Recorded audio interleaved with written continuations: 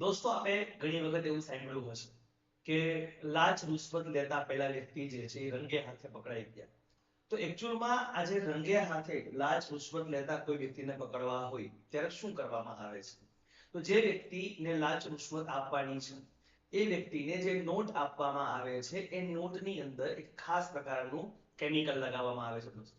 એ કેમિકલનું નામ રહેશે ફિનોલ્ફથેલિન. એ કેમિકલનું નામ જે છે એ રહેશે ફિનોલ્ફથેલિન. આ ફિનોલ્ફથેલિન એક એવું કેમિકલ છે, એક એવો પાવડર છે રંગવિહીન કે જે તમારા હાથ ઉપર જ્યારે લગાવવામાં આવે છે, અધરવાઇઝ જે નોટ તમને આપવાની છે એ નોટ ઉપર જ્યારે લગાવવામાં આવે છે તો એ નોટ તમારા હાથના સંપર્કમાં આવતા એ પાવડર હાથ ઉપર આવી જશે. અને જ્યારે આ ફિનોલ્ફથેલિન નામનો પાવડર છે એને કોઈ પણ બેઝ સાથે તમે જ્યારે પ્રક્રિયા કરાવડાવો છો, કોઈ પણ બેઝ સાથે પ્રક્રિયા કરાવડાવો છો ત્યારે એ ફિનોલ્ફથેલિન જે છે એ લાઇટ પિંક રંગ જે છે એ લાઇટ પિંક રંગ જે છે એ પકડે છે. પણ એક વસ્તુ ધ્યાન રાખવી, અહીંયા બેઝ જે છે એની pH વેલ્યુ 8.3 થી 10 હોવી જોઈએ. ઇટ મીન્સ કે તમે કોઈ મંદ બેઝ લઈ શકો. તમને ખ્યાલ છે pH જે છે આપણે આપણા રેગ્યુલર સેશનની અંદર એસિડ બેઝ અને ક્ષાર નામના ચેપ્ટરમાં ભણેલા છીએ કે pH ની વેલ્યુ 7 કરતા ઓછી હોય તો એને એસિડ કહેવાય, 7 કરતા વધુ હોય તો એને બેઝ કહેવાય.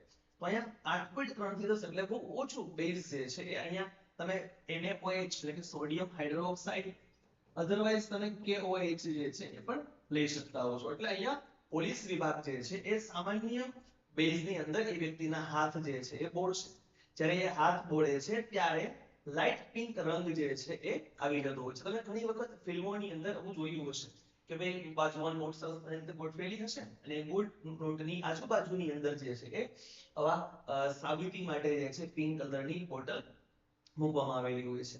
આ ફિનોલ્ફથેલિન તમે ઘણા બધા એવી ફિલ્મોમાં પણ જોયું હશે કે પહેલાના સમયમાં કોઈ બાબા હતા, એ બાબા શું કરતા હતા, પોતાના હાથ ઘસે અને હાથમાંથી કંકુ ખરવા માંડે, અધરવાઇઝ કોઈ જગ્યા પર થાપો મારે અને એ જગ્યા ઉપર જે છે એ પિંક કલર આવી જશે. રેડ કલર પણ આવે છે, એની પાછળ કારણ બીજું છે, પણ પિંક કલર જનરેટ થઈ રહ્યો છે. તો આ મુદ્દો આખે આખો સાહેબ જે છે આખે આખો ખેલ શેનો છે? ફિનોલ્ફથેલિનનો છે. જો તમને એક્ઝામ દ્રષ્ટિકોણથી પરીક્ષામાં પ્રશ્ન પૂછાય કે ફિનોલ્ફથેલિનનું રાસાયણિક સૂત્ર જણાવો તો એ રહેશે C20H14 અને O4 એટલે કે C20H14 અને O4 જે છે એ ફિનોલ્ફથેલિનનું સૂત્ર રહેશે.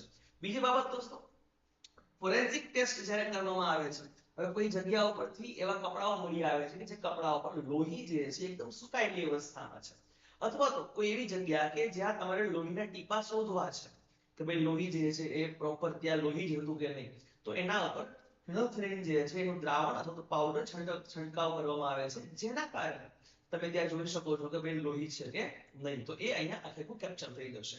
પેલા ઉપયોગ જે છે જ્યારે બહુ ઓછી ખ્યાલ આવતો માણસોને ત્યારે કબજિયાતની દવા માટે આનો ઉપયોગ કરવામાં આવતો, પણ દોસ્તો યાદ રાખજો આની આડઅસર પણ સાથે સાથે હોવાના કારણે આનો ઉપયોગ જે છે કબજિયાતની દવામાં હાલ કરવામાં આવતો નથી. ક્લિયર છે? ચાલો દોસ્તો નેક્સ્ટ ટોપિક તરફ આગળ વધીએ.